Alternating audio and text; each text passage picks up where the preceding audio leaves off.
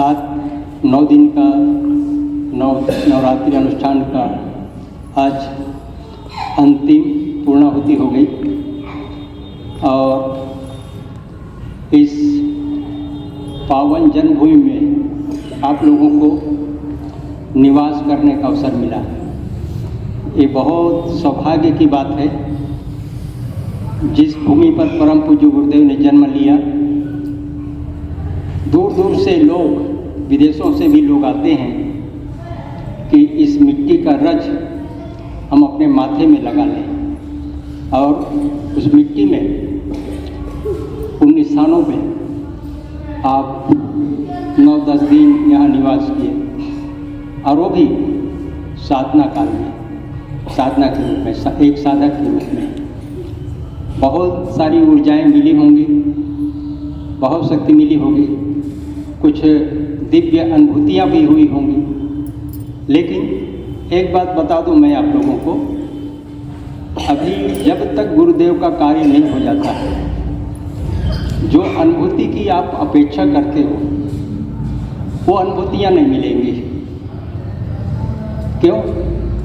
जिस दिन आपको साधना की अनुभूति मिल जाएगी, उस दिन आपके सारे के सारे कार्य बंद हो जाएंगे।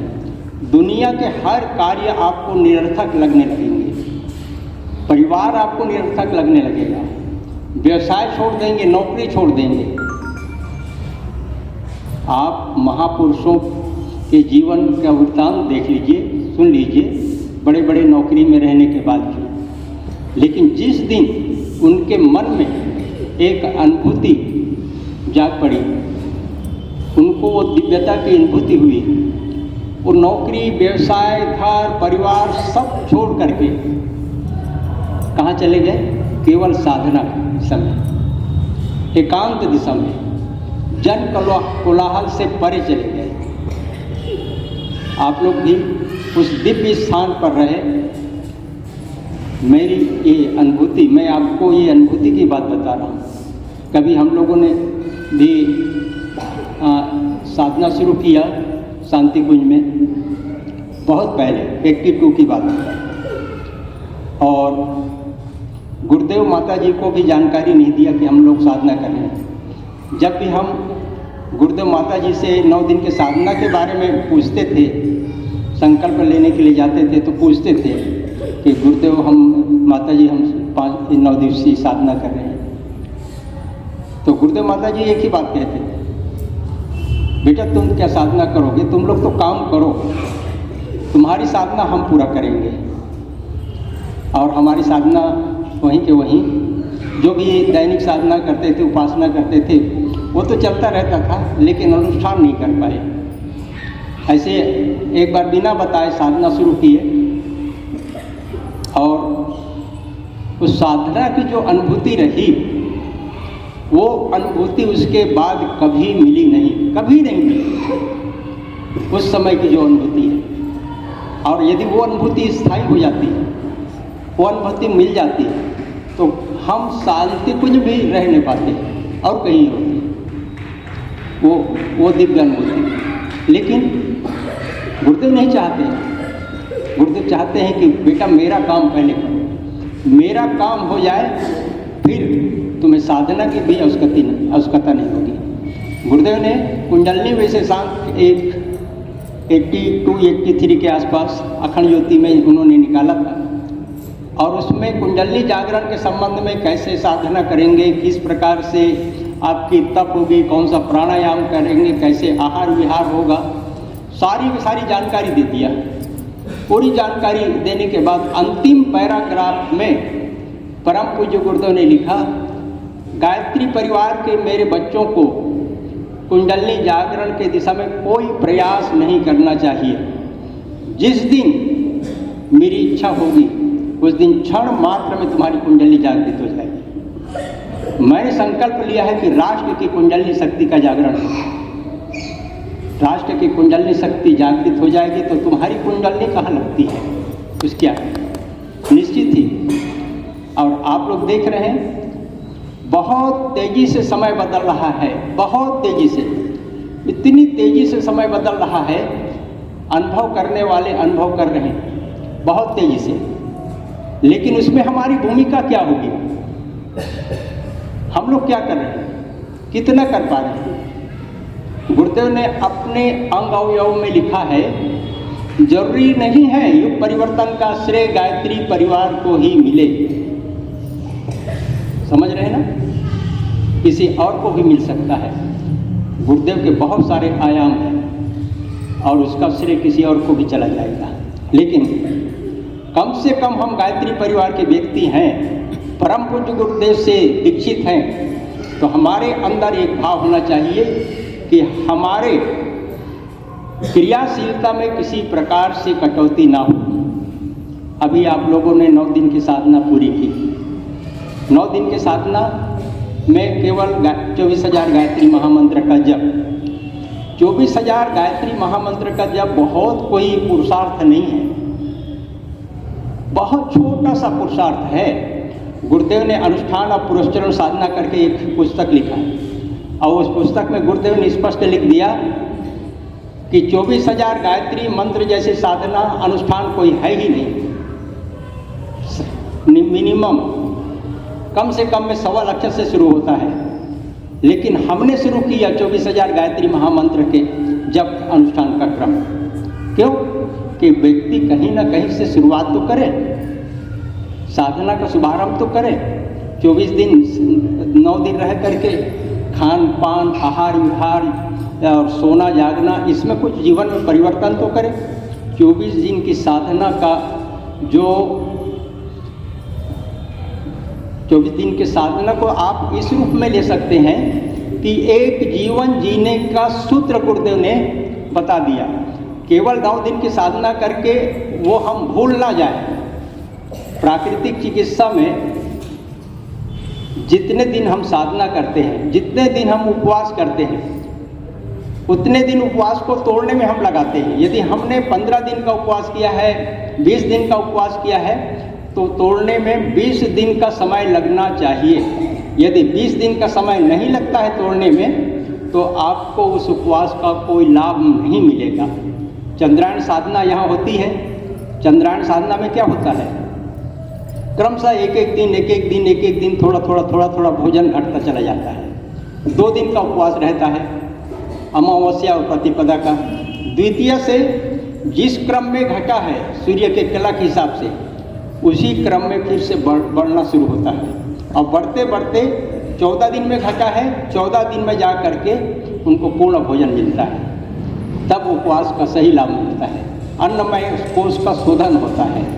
तो ये है, आप लोगों ने अभी 9 दिन रह करके जो घर में रहते हुए 5 बजे उठते रहे होंगे, 7 बजे उठते रहे होंगे, यहाँ 4 बजे उठना शुरू कर दिए, 3:30 बजे उठना शुरू कर दिए, 3 बजे उठना शुरू कर दिए।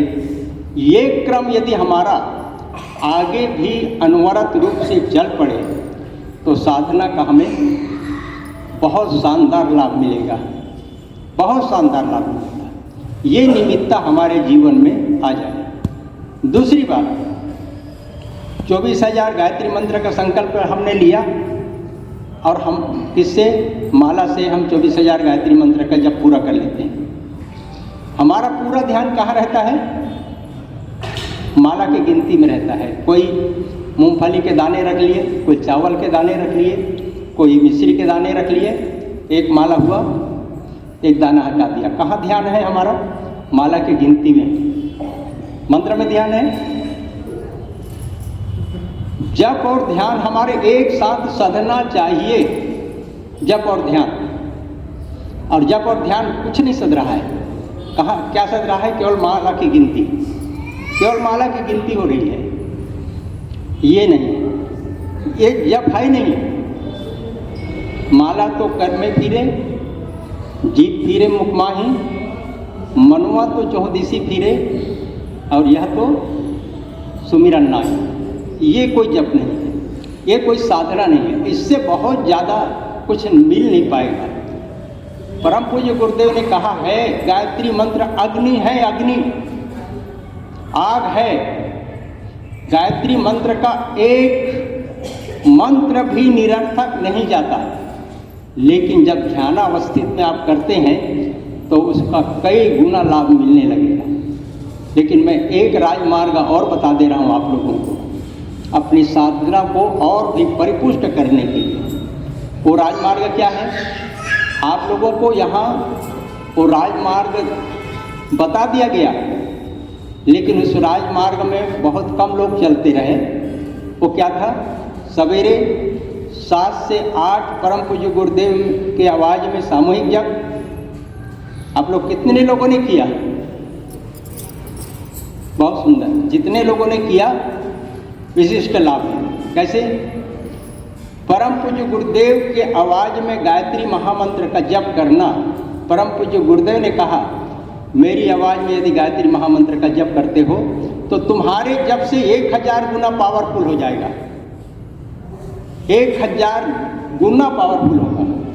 और वही जब समूह में करते हो तो समूह में 10 गुना और बढ़ेगा, वो 10,000 गुना पावरफुल हो जाएगा। आपकी साधना कितनी हो गई? एक मंत्र बराबर 10,000 मंत्रों के बराबर आती है। अब आप माला आप लोगों ने ले रखा है, घर में जाकर के माला को पूजा स्थली में रख दीजिए और माला से जप मत कीजिए। एक घंटे में कितना माला जप करते हैं? 24 प्रत्येक दिन 24,000 गायत्री महामंत्र जप करने के लिए प्रत्येक दिन आप कितने घंटा बैठते रहे? 3 घंटा बैठते रहे, 2.5 घंटा बैठते रहे। गुरुदेव की आवाज़ में बैठिए, गुरुदेव के साथ बैठिए, गुरुदेव से बात कीजिए। आप क्या चाहते हैं? आपकी इच्छा शक्ति जितनी बलवती होगी, जितना आप संकल्प पूर्वक बैठेंगे कि गुरुदेव मुझे ये चाहिए, आपको मिलेगा। आपको मिलेगा, वो सब कुछ मिलेगा जो आप चाहते हैं। इसलिए अब गुरुदेव की आवाज़ में जप करें। पैदल चलने का समय नहीं रह गया, अब तो मिसाइल से चलने का समय आ गया। समय बहुत कम है युग परिवर्तन के लिए। गुरुदेव ने कहा, जो 2000 वर्षों में बिगड़ा है उसको बनने में 100 साल लगेंगे। 100 साल। और 100 साल वो कौन सा है मालूम है? गुरुदेव की साधना 1926 में प्रारंभ हुई और वो 100 साल 2026 में पूरा होने जा रही है। ये ज़्यादा नहीं है, 3 साल का समय है आपके पास। जितना कर सकते हैं, तन से, मन से, धन से, भावना से, जो कुछ भी पुरुषार्थ कर सकते हैं, 3 साल के बाद आपको कोई नहीं कहेगा गायत्री परिवार के विस्तार के लिए। हर व्यक्ति दौड़े दौड़े आएगा, किसी के पास जाने की आपको आवश्यकता नहीं होगी, किसी से धन मांगने की आवश्यकता नहीं होगी। धन लेकर के आएंगे आपके पास और कहेंगे, भैया हमें धन की आवश्यकता नहीं है, आप अपने पैसे को अपने दिशा में लगाओ, अपने क्षेत्र में लगाओ। आज हमें आपके धन की जरूरत नहीं है। मैं आपको अनुभव की बात बता रहा हूँ। 2 महीना मुझे केदारनाथ हादसा के समय आपदा प्रबंधन में काम करने का अवसर मिला। तिलवाड़ा जो केदारनाथ से नीचे वाला पड़ाव है, मेरे साथ 50 लोगों की टीम थी, जिसमें डॉक्टर भी थे, इंजीनियर भी थे, सब थे। और हम लोग उन स्थानों पर जाते थे आपदा प्रबंधन में उन लोग काम करने के लिए। या तो आर्मी के सैनिक जा पाते थे या युग निर्माणी जा पाते थे, दूसरा कोई नहीं जा पाता था। और ईमानदारी के साथ हम वितरण कर रहे थे, ईमानदारी के साथ। और वो इतना शानदार वितरण हो रहा था, चारों तरफ गायत्री परिवार की आवाज़ फैल रही थी कि गायत्री परिवार वाले सही ढंग से वितरण कर रहे हैं। जो भी आपदा के लिए सामान आ रहा था वो चाहते थे कि गायत्री परिवार वाले रख लें।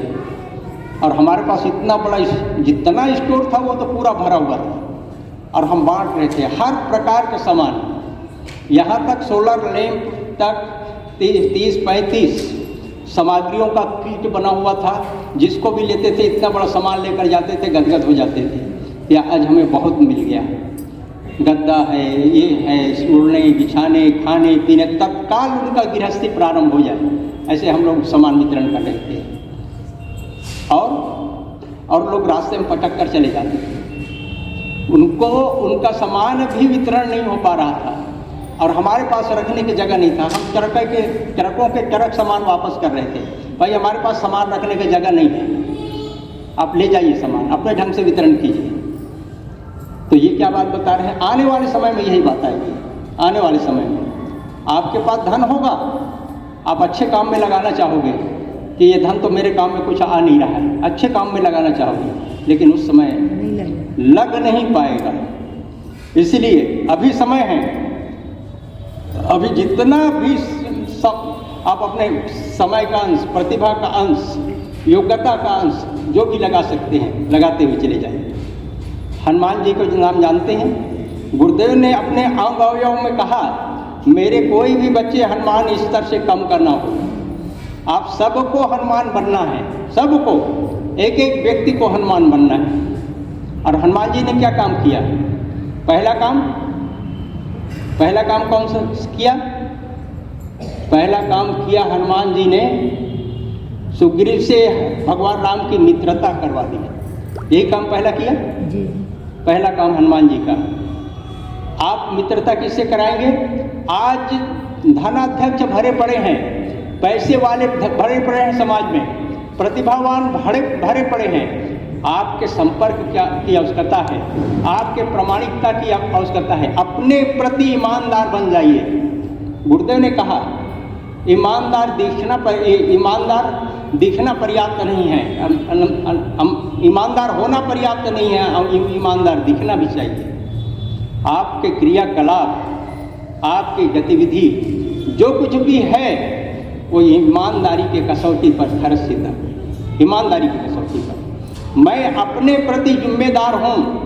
आप अपने प्रति जिम्मेदार होगे तो समाज के प्रति भी जिम्मेदार हो जाओगे, राष्ट्र के प्रति भी जिम्मेदार होगे,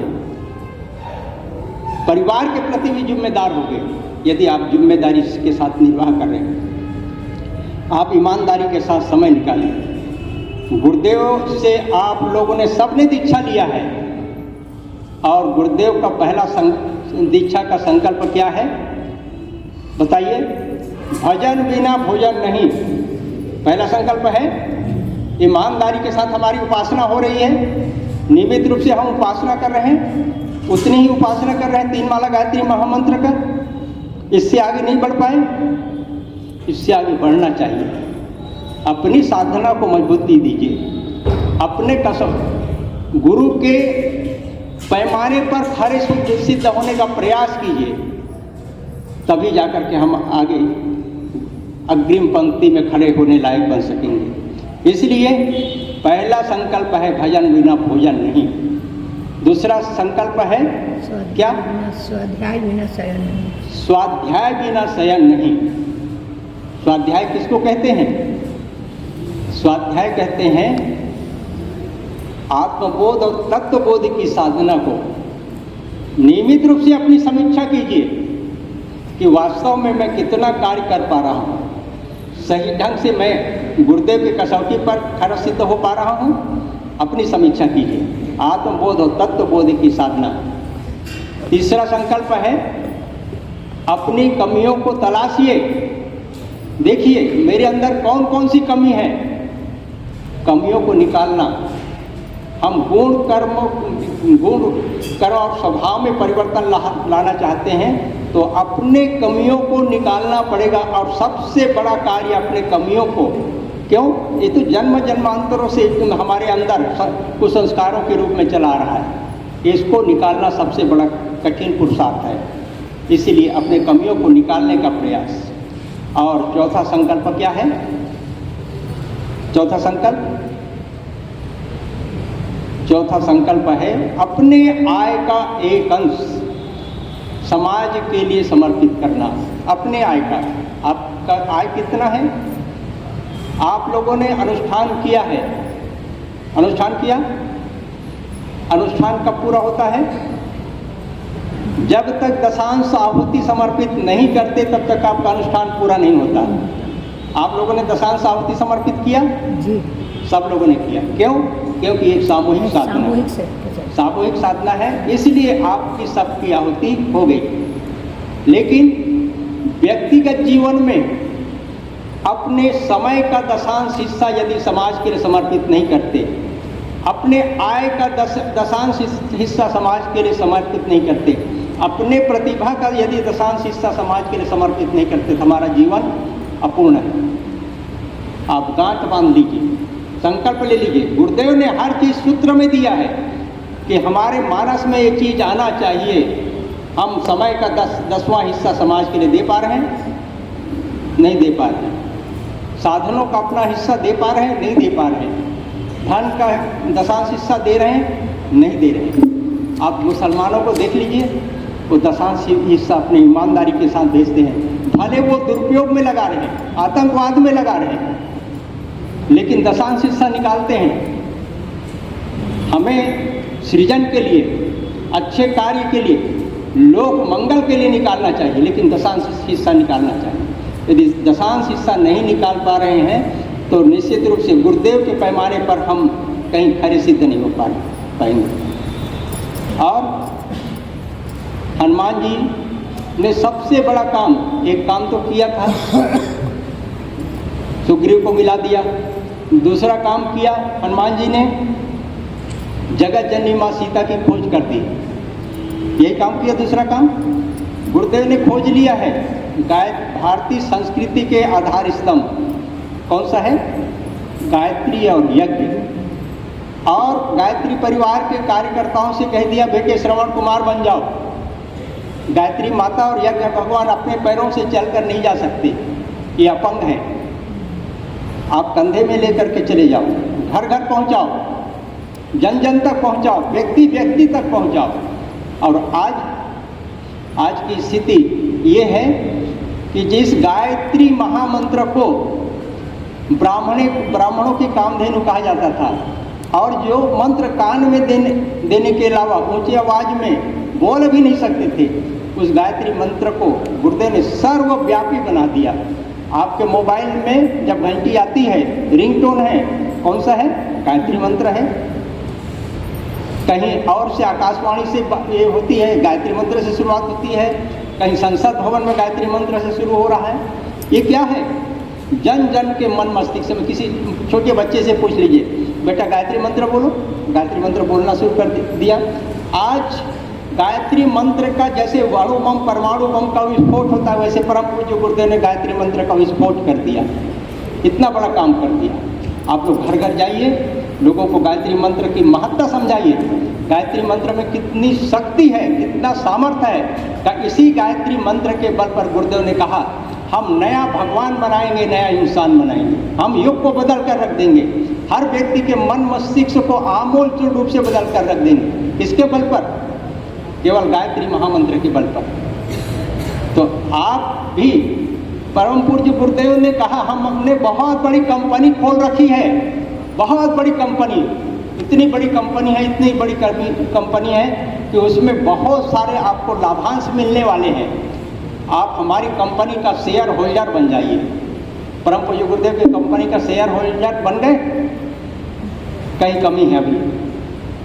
हमारी गुरुदेव ने कहा कि हमारी कंपनी डूबने वाली नहीं है, इसके लाभांश बढ़ते चले जाएंगे। ये कंपनी डूबेगी नहीं, क्योंकि ये किसी व्यक्ति की कंपनी नहीं है। ये किसकी कंपनी है? महाकाल की कंपनी है, भगवान की कंपनी है, दैवी शक्तियों की कंपनी है, दैवी चेतना की कंपनी है। ये कभी डूबने वाली नहीं है।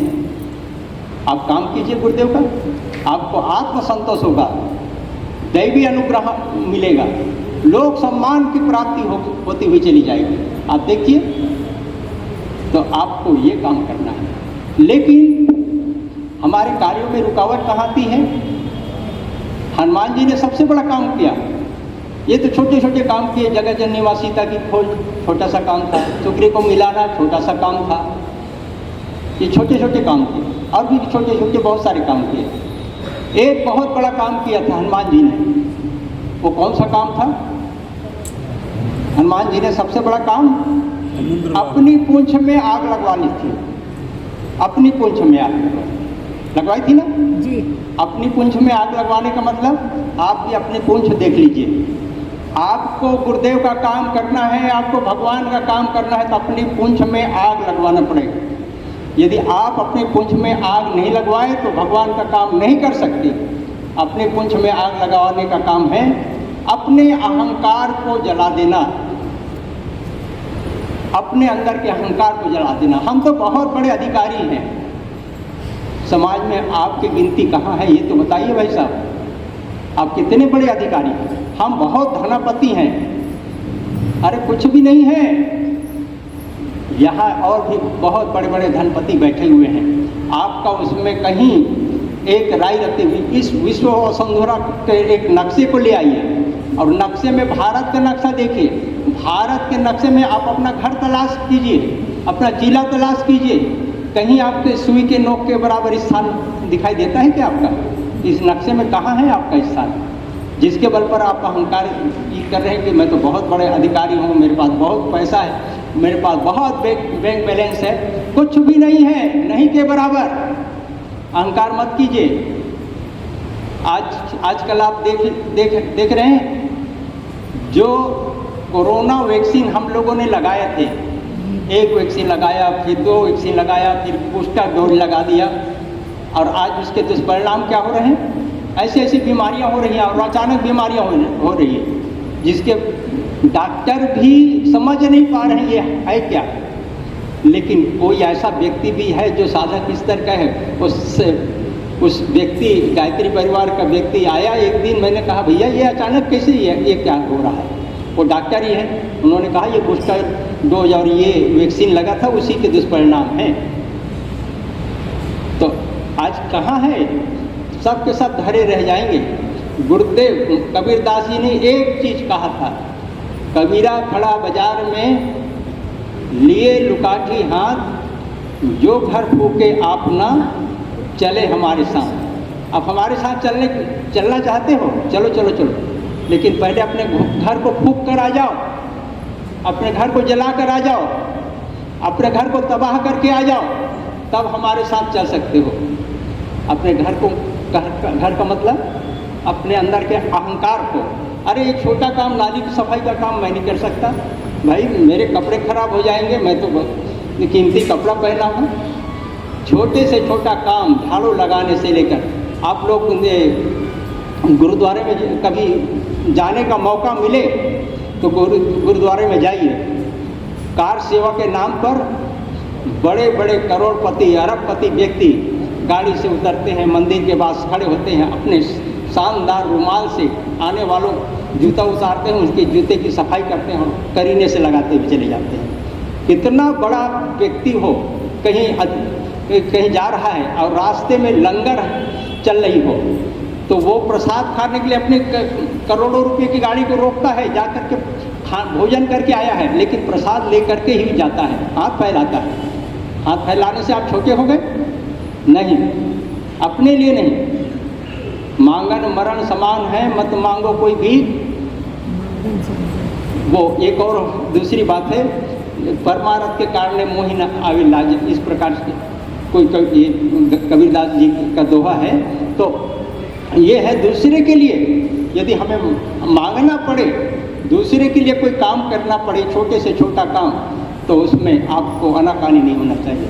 आप लोग यहाँ से जा रहे हैं, कोई छोटा सा छोटा, बड़ा सा बड़ा जो कार्य कर सकते हैं, जो आपके सामर्थ्य में हो, ये संकल्प लेकर के जाइए। हमें इतना कार्य तो करना ही है, ये तो भगवान का कार्य है। गुरुदेव ने कहा बो और काटो। बिना बोए कोई काट सकता है क्या? खेत में आप कुछ बोए ही नहीं है तो आपका खेत तो बंजर हो जाएगा, उसकी उर्वरा शक्ति समाप्त हो जाएगी। इसलिए बोना शुरू कीजिए, अब बोने वाले को खूब मिलता है। आप पावन जन्मभूमि, गुरुदेव के जन्मभूमि गए होंगे, गए थे? जन्मभूमि में एक ही व्यक्ति ने 8 करोड़ रुपया लगाया है, 8 करोड़। आप सोचते होंगे वो बहुत बड़ी करोड़पति अरबपति व्यक्ति रहा होगा, उनके बाप दादा बहुत संपदा छोड़कर गए होंगे, तब जा कर के वो इतना लगाया। नहीं भाई साहब, गलत फहमी में है। वो छोटा सा विद्यार्थी था गायत्री तपोभूमि मथुरा में, आज भी युग निर्माण विद्यालय चलता है, और वो ज़्यादा पढ़ा लिखा भी नहीं है, और वो गायत्री तपोभूमि में 10 महीना वहाँ रहा। वहाँ छोटे छोटे कुटीर उद्योग सिखाते हैं और वहाँ कुटीर उद्योग सीखा और उसमें से उन्होंने 2 कार्य पसंद किया, एक स्याही बनाने का, एक मंजन बनाने का। घर जाकर के स्याही बनाने का और मंजन बनाने का काम शुरू किया और ये दोनों कार्य में उनको बहुत ज़्यादा घाटा हो गया। अपने माँ के जेवर को भी उन्होंने गिरवी में रख दिया, छुड़ा नहीं पा रहा था, बहुत असमंजस की स्थिति में था, परेशान था। फिर उन्होंने सोचा कि एक बार गुरुदेव से जाकर के पूछ लेना चाहिए कि मैं क्या करूं। वो गुरुदेव के पास गया, गुरुदेव से जाकर के बात किया, गुरुदेव आप बताओ मैं क्या करूं, मैं तो बहुत घाटे में चला गया। तो गुरुदेव ने पूछा कि बेटे तू क्या क्या जानता है। उन्होंने कहा कि मैं तो युग निर्माण विद्यालय में, आपके विद्यालय में ही पढ़ाई किया हूँ, प्रेस का काम थोड़ा जानता हूँ, बिजली का काम थोड़ा जानता हूँ, रेडियो बनाने का काम जानता हूँ, मंजन बनाने का, सर्प बनाने का, बारूद बनाने का। जैसे ही बारूद की बात आई गुरुदेव ने कहा बस यहीं रुक गया, यहाँ से जा कर के तू बारूद बनाने का काम शुरू करना। गुरुदेव ने कौन सा काम शुरू किया बताया? बारूद बनाने का काम कोई माँ बाप बताएंगे क्या? लेकिन गुरुदेव ने उनको बारूद बनाने का काम कहा। यहाँ से जा करके तो बारूद बनाने का काम शुरू करना। जितना बारूद बना सकते तो अपने सामर्थ्य, पूरी शक्ति को लगा देना, पूरे सामर्थ्य को लगा देना और बारूद बनाना। बेचने का काम मेरा है, तुम्हारा काम केवल बनाने का है, अब मेरा काम है बेचने का। और जाकर वास्तव में वो बारूद बनाने का काम शुरू कर दिया और बारूद बनाने के काम में वो इतना काम चल पड़ा, इतना काम चल पड़ा। नागपुर में 200 एकड़ में 16 फैक्ट्रियां हैं, 200 एकड़ में। और यहाँ से 50-60 किलोमीटर दूर धौलपुर में पहाड़ की 17 किलोमीटर पहाड़ की टेकरी है। वो 17 किलोमीटर पहाड़ की टेकरी को भी उन्होंने खरीद लिया और वहाँ भी बारूद बन रहा है। अब ये बारूद कहाँ जा रहा है? आर्मी को सप्लाई हो रही है, कहीं आतंकवादियों को सप्लाई नहीं हो रही है, आर्मी को सप्लाई हो रही है। बम के गोले बन रहे हैं और उनके फैक्ट्री में पिनाकिन और ब्रह्मोस मिसाइल के खोल बन रहा है। वो कितना बड़ा आदमी हो गया। आज राम जन्मभूमि का निर्माण हुआ और उस राम जन्मभूमि के निर्माण में उन्होंने इतना पैसा दिया, करोड़ दे दिया। उनका नाम आया कि क्या? जो व्यक्ति एक गीत लिखा था, तुम बनो गुंबद महल की नींव का पत्थर बनूं मैं। हम नींव के पत्थर बने, हम वाही के लिए कोई भी काम करते हैं तो वाही के लिए काम ना करें। कोई हम माला पहनाए, कोई हमारा गुणगान करे, कोई हमारा यशोगान करे, ये बात भूल जाइए। हमें किसके लिए काम करना है? केवल अपने आत्म विकास के लिए काम करना है, आत्म निर्माण के लिए काम करना है, व्यक्तित्व के परिष्कार के लिए काम करना है और दूसरा कोई काम नहीं करना। हमारा मूल उद्देश्य, हम साधक हैं, हम स्वामी बनने का प्रयास नहीं करेंगे। हम बड़े आदमी बनने का, गुरुदेव ने कहा बड़े आदमी बनने का प्रयास मत करना, महान आदमी बनने का प्रयास करना। महान कौन होते हैं? जो बड़े होकर के भी नम्रता, विनम्रता और लोगों को के दुख दर्द को बटाने वाले व्यक्ति होते हैं। हम महान आदमी बने तो ऐसा बनने का प्रयास करना। कोई ना कोई ऐसा संकल्प लेकर जाइए यहाँ से कि हम यहाँ से जाने के बाद चुप नहीं बैठेंगे। परम पूज्य गुरुदेव के विचारों को घर घर पहुँचाएंगे, जन जन तक पहुँचाएंगे, लोगों तक पहुँचाएंगे और कोई भी दीन दुखी हो हम उनकी सहायता करते हुए चल जाएंगे। पैसा आज है कल नहीं रहेगा, एक बात गांठ बांध लीजिए, कल नहीं रहने वाला है। गुरुदेव ने 1965 में विजय राजे सिंधिया से कह दिया था, आज तुम्हें नोट करना हो तो नोट कर लीजिए, 50 साल के बाद पैसा मरेगा मरेगा मरेगा। और 1916 में, 2016 में पैसा मर गया था, मरा था नहीं मरा था? मर गया। लोगों ने पैसा क्यों क्या किया?